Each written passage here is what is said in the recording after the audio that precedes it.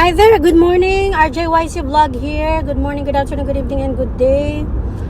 So, ito nga, kayong mga influencers at mga artista na nag-endorso at nagpo-promote ng mga sugal, shame on you. Sa totoo lang. Kayong mga influencer na sikat at gusto pang kumubra ng malalaking salapi,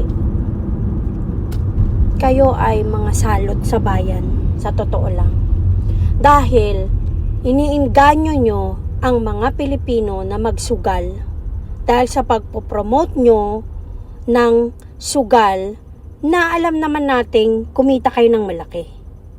Kayo ay isang kasapi sa kasalot-salutang salot sa bansang Pilipinas dahil imbis na ilayo nyo ang mga Pilipino sa mga bagay na magbibigay sa kanila ng dahilan para mas lalong maging mahirap, kayo pa itong mga pasimuno.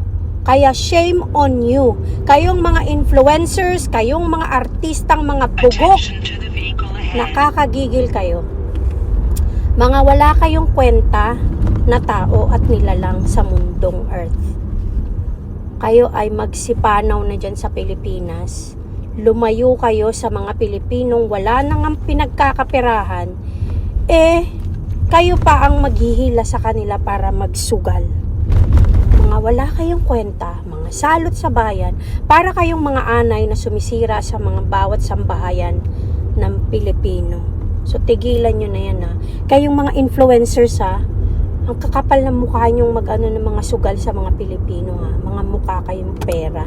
Mga pansarili nyo lang iniisip nyo. Kaya kayo nag-i-endorso ng mga sugal para kumita kayo. Shame on you. Shame on you influencers at mga artistang walang kwenta na pinapakilala ang online gambling sa mga Pilipino.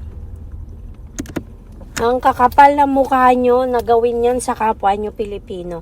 Kung gusto nyong kumita kayo sa ibang paraan, hindi yung idadamay nyo pa yung mga Pilipino sa mga kalokohan nyo.